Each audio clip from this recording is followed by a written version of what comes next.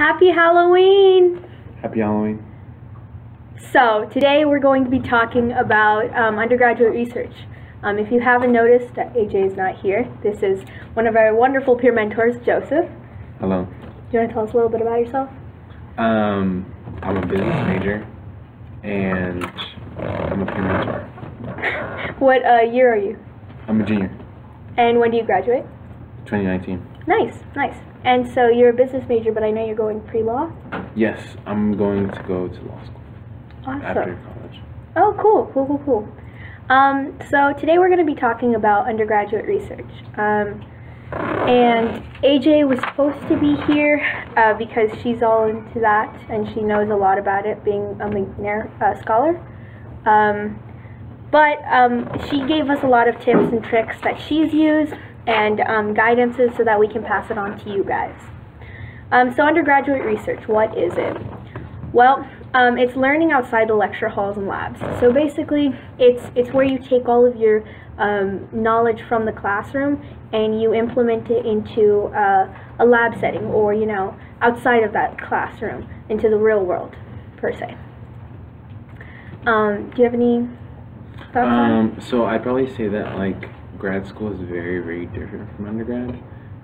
Just from what I've been told about it, it's just it's more independence, if you were to say. Wouldn't you agree? Yeah. And so a lot of undergraduate research is very similar to grad school. So like we talked in our last live stream about grad school, if you're thinking about going into grad school, especially in the STEM fields, definitely consider doing some undergraduate research just to A, make yourself look better for grad students, and B, get that experience that you're going to need in grad school. So it's an individual project under the mentorship of a professor, and you produce either a paper that can be submitted to journals in the field or posters that can be presented at conferences. That's what most students do in their independent undergraduate research. Do you have any thoughts on? Can be assisting a professor on a project they are already working on? So I know that I had some professors who came into my classrooms and were asking for undergraduate assistance, and basically they had a project that they were working on outside of their classroom, and they wanted undergraduates to come in, get some experience, and help them fill in the blanks for these projects. So why should you do it? Now, the three main reasons we've already talked about, well, four main reasons, is it's graduate and professional schools love it.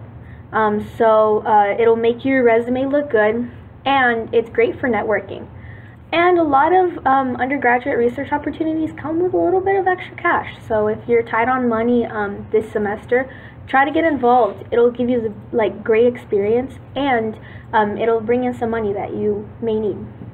And some good places to go to would probably be the boards that when you're walking in the halls. There's quite a few research flyers out there that also kind of tell you that they offer money and things of that sort if you're going through a financial burden. So for graduate and professional schools, this is the kind of work done in academia beyond the undergraduate level. So you might start something in your undergrad that can actually lead to a thesis for your master's or doctoral degree.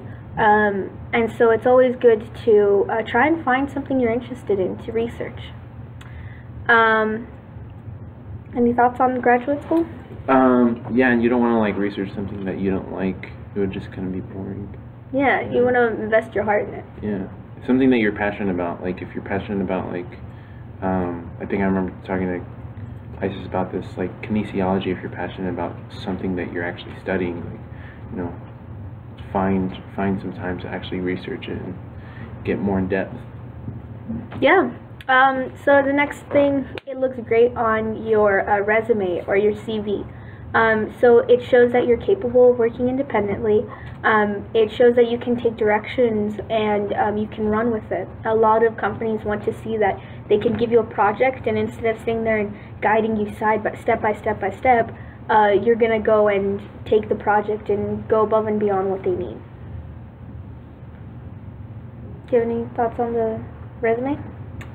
So like the resume, I guess the field experience is critical for certain majors and then the areas of interest. Like an example is like anthropology, probably say. And then it stands out from students who didn't have academic work outside of class as well. Yeah, and so we talk about this all the time, but if you're going to grad school or you're going to find a job, and say somebody comes in with the same GPA as you, did all the same stuff, but all they did was focus on school, and you can show that you did stuff outside of school, like undergraduate research, like all the different organizations that you're involved in, then it'll make you look better, and it'll make you stand out over that person who just has the great GPA. So we have a question. It's, I want to do research. Where do I start? Do I need a lot of free time? It depends on the research you're doing, honestly. I would say, for me at least, it's not so much as free time as I'm enjoying it, so it feels like free time. But yeah, you shouldn't walk in there and think, oh, I can just dedicate an hour a week to this. Some projects may need more time dedicated to it. So you definitely want to go in with the mindset that you're going to be dedicating some time to it, rather than, winging it. And to start, like Joseph said, you want to start by looking around campus.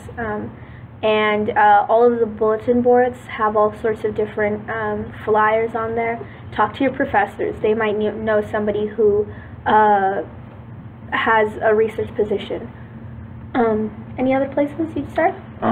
Yeah, so I'd probably say your professors also, like, just maybe even your classmates, like some of them you may not even know it, and some of them, like, they might already be doing it already, and then they can give you a better experience of like how they went through that, I guess, research of that certain topic. You can even check out the department's web pages. They have all sorts of stuff about like what professors are actually researching right now, and if you see something that a professor is working on that you're really interested in, definitely go visit their office hour and talk to them and tell them, hey, I'm really interested in this, and either I'd like to get involved, or can you tell me more about it? I just want to learn from you. Professors love talking about their research. So not only, maybe you don't get a research position with them, but it's great networking. They might say, hey, my labs are full, but I know so-and-so has a spot. It's not doing exactly the same thing, but it'll give you the experience that you're looking for. So definitely talk to your professors. Even if you don't see anything on the webpage, go to one of your favorite professors and be like, hey, I'm really interested in this. Do you know of anybody who's doing something like this? Or can you tell me more about your research or whatnot? And like we said, it's great networking. So this is strengthening your relationship with the professor who is mentoring you. This is going to be great when you're going to that professor for a letter of recommendation, and rather than him or her writing a letter of recommendation that's just, oh, she attended class and she liked to study.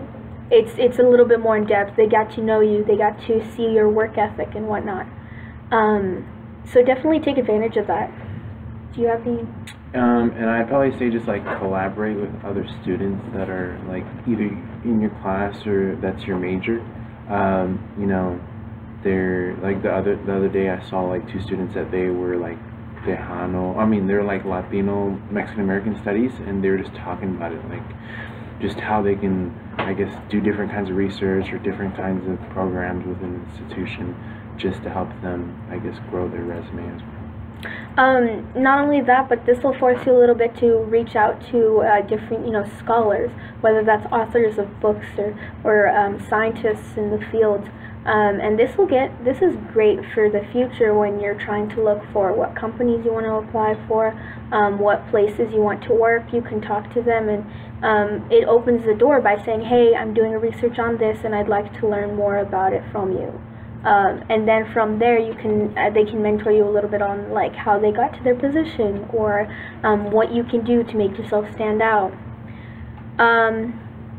So not only that, but your research team or cohort, they're going to start to become some of your best friends. You're going to make study groups with them.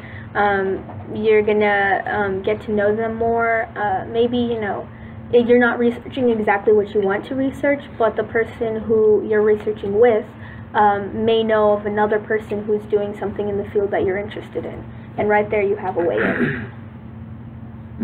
And there's also a website, research.utsa.edu, if I'm correct. And there's also an office of undergraduate research as well. So there's two resources that you can go to find more information. And they have research programs, scholarships, all sorts of, helpful tips and advice to get you started in that undergraduate research. And we mentioned earlier that there is a little bit of cash involved sometimes.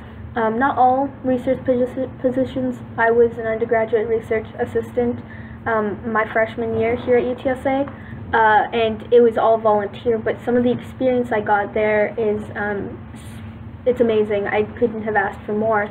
But there are scholarships that are involved with certain research positions, and sometimes they're given to students who do research on an institutional or national level. So, you never know until you ask, until you look for it. Be proactive, go out there. And did you get like a letter of recommendation, or did you? Well, what did you gain from that experience? I learned a little bit about how to use different programs that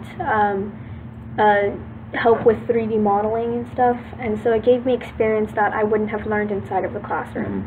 So I learned about how to use a program in a classroom, but then I went to this research position and I saw how it was applied. I saw how what I was learning, all of the theories, came into play into the real world and stuff like that. And I'm really interested in the brain, and so as an electrical engineer, we don't talk a lot about the brain, so this was a little outlet for me to learn more on my own about a subject that really interests me.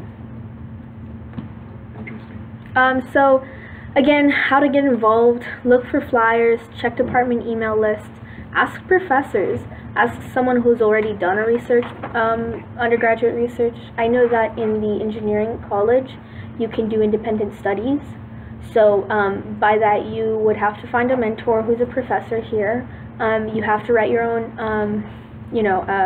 syllabus, what you're going to be doing and covering this semester or whatnot. And it's a semester-long class that you get credit for just doing independent study or independent research. And ask someone who's already done one. I know a lot of my friends have done research positions, and they've had professors that have given them positions where they learn a little bit more about a topic that they're interested in.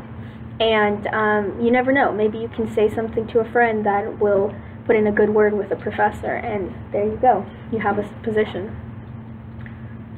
And I think also in the College of Business, they also do independent studies as well. I know that for my senior year, I want to go ahead and do an independent study for business law, just because that's kind of what I'm concentrating on. And I think it's just a great opportunity for people to just concentrate on like what they're really wanting to do, towards like, we have all these classes, but when we have independent studies, like, you can get more in depth. So. Yeah, and so general requirements. Now, I know a lot of you are asking about like how to get involved, but a lot of research positions and scholarships that come with research have several requirements that have to be met. So some of these general requirements is usually having a GPA over a 3.0. Obviously having transcripts at the ready, personal statement, letters of rec, and possible interviews. So it's always good to have. Again. It says that we're still online. Oh, no, you're back. No, you're back. So letters of rec, always have a letter of rec in your email that you can easily print out, that you can submit. And so a letter of rec will always make you stand out, will make you look better than your competition and whatnot. And interviews usually are just a formality to see how you are on thinking on the spot, how do you act with certain situations, and just to see if you're a good fit for the program. And then I believe there is a research scholarship for undergrad. That application is due on November 17th, so that's probably about 3 weeks from now. Just to keep that in mind. And is there a website that you want? So for colfa.utsa.edu, they usually have a research conference every spring. So I know for a fact that the College of Science has a research fair that you can just go and see what other students have been working on. And it's always good to see these things because then you get to know who the professor is. You can talk to the student who was doing the research and maybe ask for some advice and see how did they get to the position that they're in and whatnot, and that can always help you lead you in the right direction. And so the scholarship application will be found on research.utsa.edu. And let's see, types of research. So some types of research is archive. So you're looking through old documents and you're looking through official documents, and you're just trying to kind of piece together things that have already been researched on independently, and now you're finding connections between the two. A good resource to probably use is our database at the library. Well, you don't have to go to the library, but you can just go to, I believe, library. Just go to the utsa.edu/library, and then you can just log into your ASAP, and then just access the databases. Things like ProQuest and a few other journals as well. The second type of research is the literature review. So you're critical reading something that's been published, and you're reviewing it to see how it was written, how it can be improved and whatnot. Lab work, that's a lot of the STEM fields where you go in and you test all sorts of stuff like in biology and chemistry. For engineering, at least electrical and computer engineering, you're writing code, you're messing with hardware to figure out new ways to wire something or decode stuff. And so the interviews, another great way to do research is interviewing people.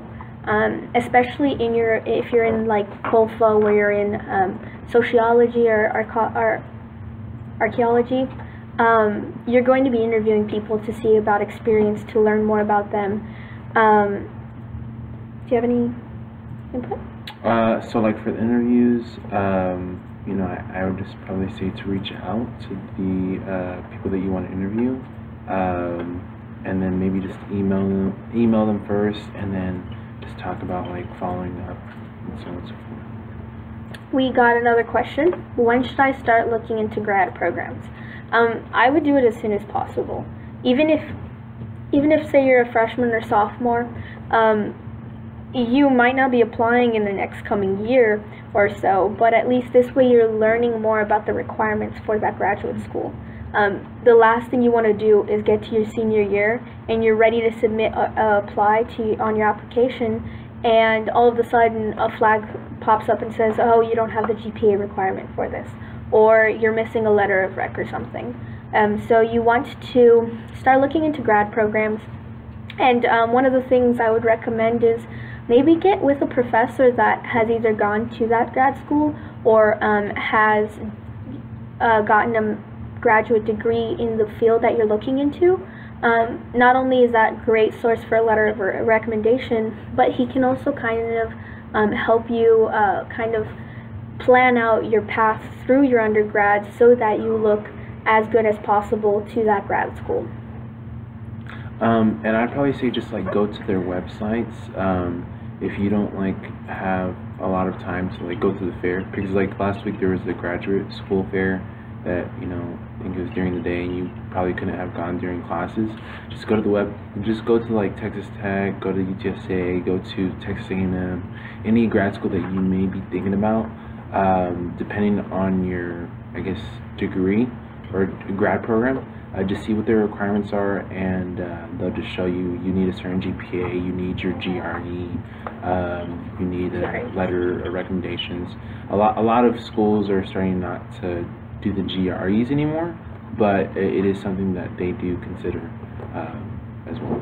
And you also don't want to spend, your time in your undergrad pursuing a degree, and then you find out that you needed a whole nother degree just to apply to the program that you're interested in. I know that the school I'm looking at for my master's program needs a bachelor's degree in any of these engineering fields, but another school I was looking at needs a bachelor's degree in a specific field for engineering. So those are things that you need to take into consideration when you're preparing, when you're deciding on what classes to take and whatnot. We have another question.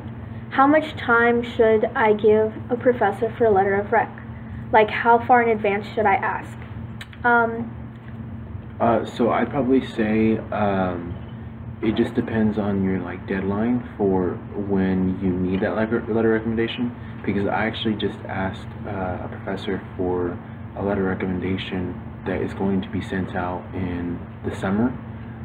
So it gives them a good maybe 6 months to actually maybe write out the letter, because a lot of professors they're part of organizations on campus, they're probably part of faculty, they're just faculty coaches, or they might be part of a committee even off campus, so they may not have a lot of time to write it at the time. But if you give them a few months ahead of time, then that'll give them an idea of what to say and how to say it, and kind of tailor it just for you. I would say the least amount of time you should give a professor is maybe a month in advance, because you do not want to get there and be like, hey, can you write this for tomorrow? Because most likely they'll be too busy, or they'll have something else, then they can't write a letter of rec then and there. What I like to do is I like to ask in advance, even if maybe I don't need a letter of rec right now. I ask for a general one, that way they have one on file, and when I go back and I'm like, oh, by the way, I'm applying for this specific company, they can tailor that letter of rec to that company, rather than having to write a letter of rec from scratch. Get a couple of professors in mind, and then, talk to them, visit their office hours. Make sure that you build a connection with them before you ask for a letter of rec, because letter of recs can go in against you as much as they can help you. So if you give a letter of rec that's very vague and just generic, it's not going to look as good as if you give one that's in detailed and talks about your work experience and how you are as a student and whatnot. Right. And so then the last type of research that we know, or we've done a little bit of research on, was field work. So if you're out there going into the field as an archaeologist, going to archaeological digs, and actually getting your hands dirty, literally, and just learning more about the field from first-person experience. So here at UTSA, like we mentioned, the deadline for the spring scholarship is November 17th, and $1,000 is awarded once project is completed. So essentially, you do your research, you complete it, you show the completed research, and they'll pay you for it. Some other programs, like the Honors Research via Honors College, the McNair Scholars, it can be any major through sophomore through senior, and then the Mellon Fellowship, it's Latinas in Changing a World, humanities only, I guess the major. The P20 Pipeline Issues, any major educational science research, it's another one.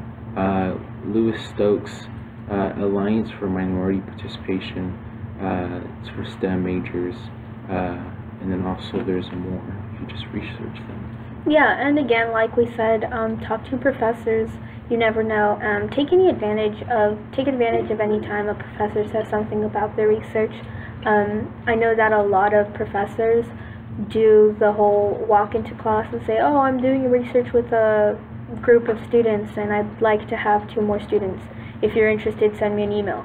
send them the email. Be proactive about it. Take charge of your destiny type of thing. And then some conferences that are coming up in the spring. The Undergraduate Research and Creative Inquiry Showcase, it will be April 19th. And the application is not open yet, so stay tuned for that. And COLFA Spring Research Conference, the deadline is January 29th, and prizes will be given according to category. So there can be multiple prizes and whatnot. But as we can't stress it enough that doing undergraduate research is a lot on you, and you taking the initiative to do that research, to seek out that professor, to seek out the programs, to apply and all that stuff. And the reason being is because once you get it, you will be on your own, well, not on your own, you'll be more or less independently doing this research. You'll have a professor, and you'll have fellow research friends and stuff that'll be there to help you, but they won't be there to hold your hand through the process. I agree.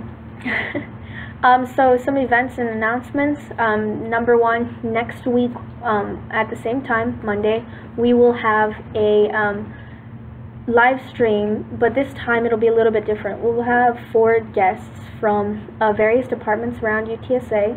The UTSA PD will be here, counseling services, the library, and the TRC.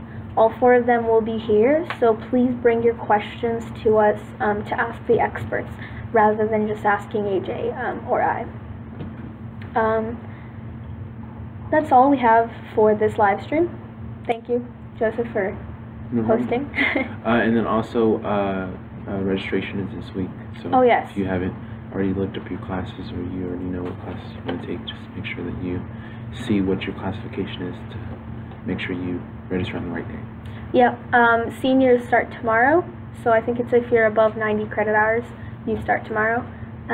Aside from that, I'm sure all of your mentors will be sending out reminders and whatnot.